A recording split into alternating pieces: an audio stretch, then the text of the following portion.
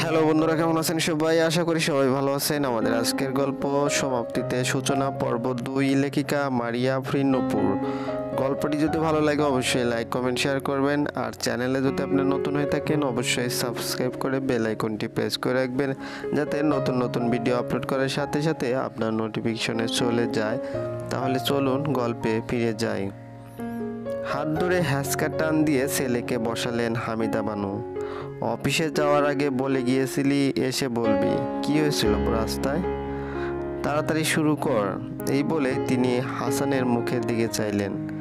আচ্ছা মা, তুমি কি কখনোই কিছু ভুলে যাও না? সব ভুলে যেতে রাজি, কিন্তু ছেলে মেয়েদের ব্যাপারগুলো ভুলতে কখনোই রাজি না।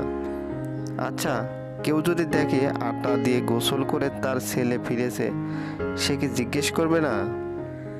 একজনের সাথে ধাক্কা খেয়েছিলাম, তার হাত ব্যাগে থাকা আটা উড়ে এসে আমার উপরে পড়েছে। এটুকু বলেই হাসান চোখের কোণা দিয়ে খেয়াল করলো নিম্মি আর রিমি যেন কি নিয়ে কানাঘুষা করছে। নিম্মি, রিমি এদিকে আয়। হাসানের ডাকে যেন দুইজন চুপসে গেল। যত দুষ্টুমি করুক না কেন, হাসানকে বাঘের মতো ভয় পায় দুজনে। আস্তে আস্তে ভাইয়ের সামনে হাজির হলো। পড়াশোনা কি 100% পরিমাণে করিস, নাকি আগের মতোই অবস্থা যাচ্ছে? হাসানের প্রশ্ন শুনে হামিদা বানু উত্তর দিলেন, আজকে নতুন এক টিচার এসেছে, ওর পড়াতে ওদের। মেয়েটা খুব লক্ষ্মী, কেন জানি না মনে হচ্ছে এই বাদর দুইটারে মানুষ করতে পারবে। হাসানের চোখের ভ্রুযুগল কাছাকাছি হয়ে গেল। মায়ের দিকে তাকিয়ে প্রশ্ন করলো, আচ্ছা মা, একটু আগে যে একটা মেয়ে বের হয়ে গেল, উনি কি নিম্মি রিমির টিচার? তোর সাথে দেখা হয়েছে ওর? হামিদা বানুর পাল্টা প্রশ্ন। হাসানের এই একটা জিনিসেই প্রচুর মেজাজ খারাপ হয়। মা নামক এই মেয়ে মানুষটা কখনোই সোজা বাংলায় উত্তর দিতে পারে না। যাকে বলে প্রশ্নের উত্তর, সে প্রশ্নই দিয়ে দিবে। সে আর কিছু না বলে সোজা রুমের দিকে রওনা দিল।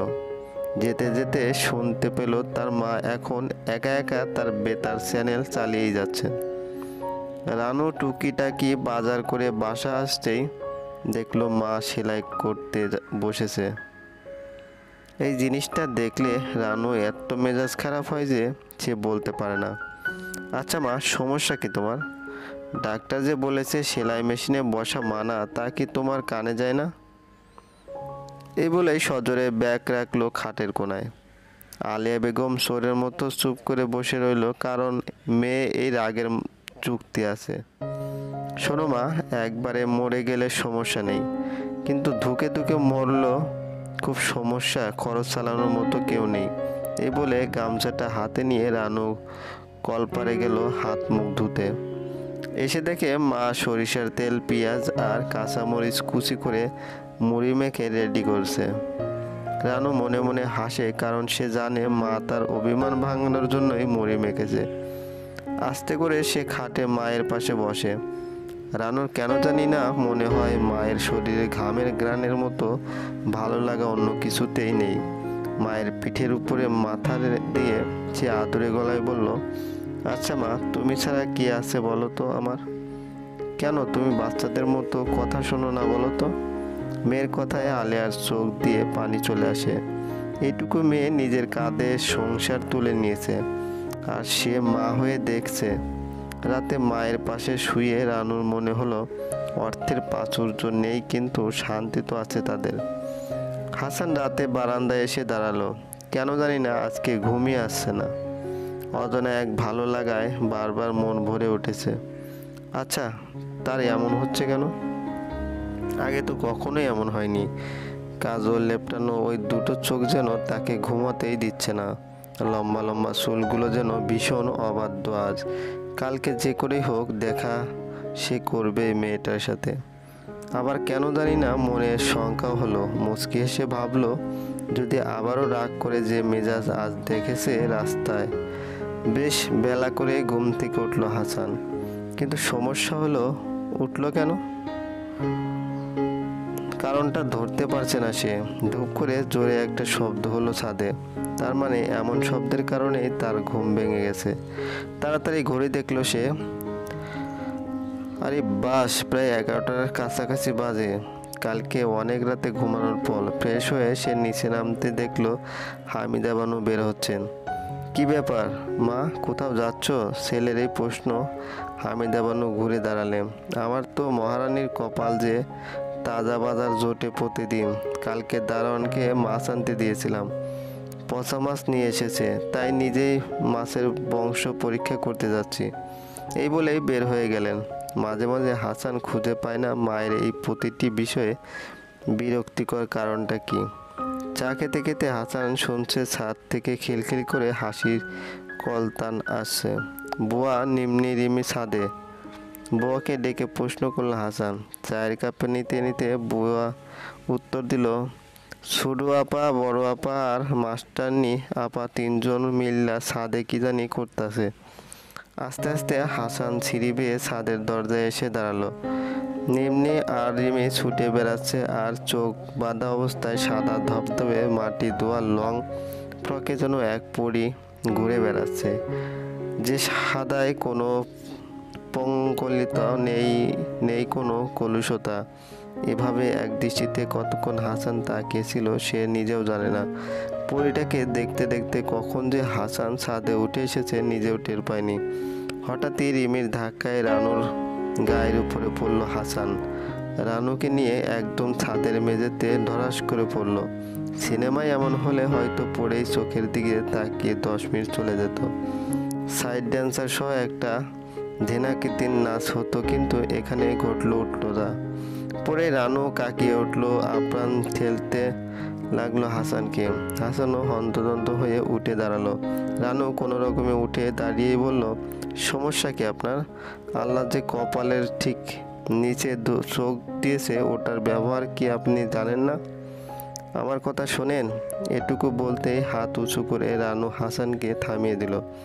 আপনি কি হাইকোর্টের জজ যে আপনার কথা শুনতে যাব আমি? আপনি পায়ে পাড়া দিয়ে আসেন আমার সাথে ঝগড়া করতে, হিসিয়ে বলে উঠল সে।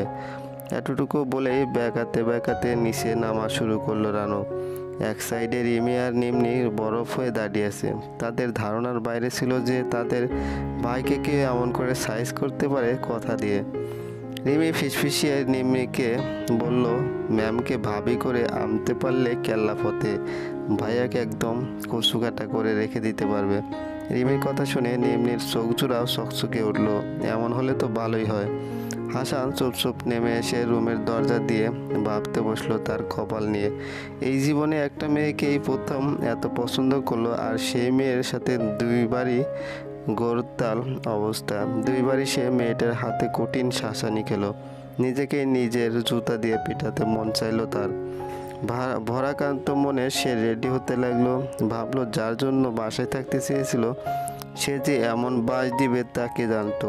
এদিকে রানু রিমিদের রুম থেকে ব্যাগ নিয়ে বের হয়ে রিক্সা নিল আর মনে মনে গালাগালি করতে থাকলো। হঠাৎই সে একদম জমে যায়। আচ্ছা, এই আইফেল টাওয়ারটা রিমিদের বাসায় আসলো কি করে?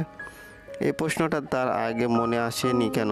আচ্ছা, নিম্নি রিমি ভাইয়া ভাইয়া করে এই লোকটাকে আবার সেই ভাইয়া না তো? হাজারো প্রশ্ন ভিড় করতে থাকে রানুর মাথায়, কিন্তু সে খুঁজে পেতে একটাই উত্তর পায়, এত ভালো বেতনের টিউশনিটা আর বোধহয় থাকলো না।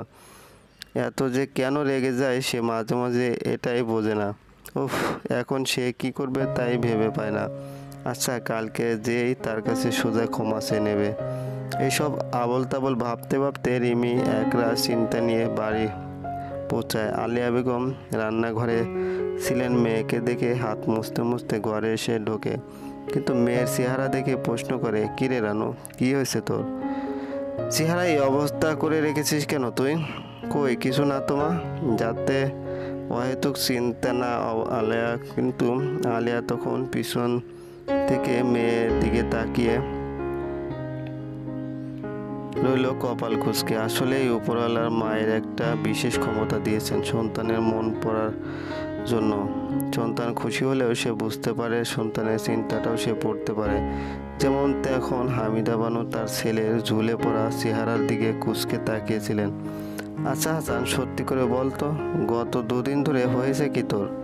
মায়ের এই প্রশ্নে হাসান মনে মনে ঘাবড়ে গেলেও বুঝতে দিল না মাকে। মা আমার দেরি হয়ে যাচ্ছে, আমি অফিসে গেলাম, এই বলে হাসান সোজা রওনা দিল। এখন থামা মানে সাইক্লোনের সামনে পড়া। পিছন থেকে তখনও হামিদা বানু বলেই চলছে, দুপুর বাজে একটা, এখন তোর মনে হলো যে অফিসে দেরি হয়ে যাচ্ছে? কালকে এলি আটা দিয়ে অভিষেক করে, এই বুড়ো বয়সে তোর হলোটা কি? আমি আর পারি না তোকে নিয়ে, একটা বিয়ে শাদী করে আমাকে মুক্তি দে। হাসান তখন এক অজানা ঘ্রাণে আচ্ছাদিত। কারো শরীরের ঘ্রাণ এত মাতাল করতে পারে কাউকে, সেটা কখনোই জানা ছিল না তার। এ যেন এক অন্য আবেশ। আচ্ছা, মেয়েটার নাম তো জানা হলো না। লেখিকা মার্জিয়া আফরিন নুপুর। বন্ধুরা, এই গল্পটি যদি ভালো লাগে অবশ্যই লাইক কমেন্ট শেয়ার করবেন, আর চ্যানেলে যদি আপনি নতুন হয়ে থাকেন অবশ্যই সাবস্ক্রাইব করে বেল আইকনটি প্রেস করে রাখবেন। ধন্যবাদ, ভালো থাকবেন।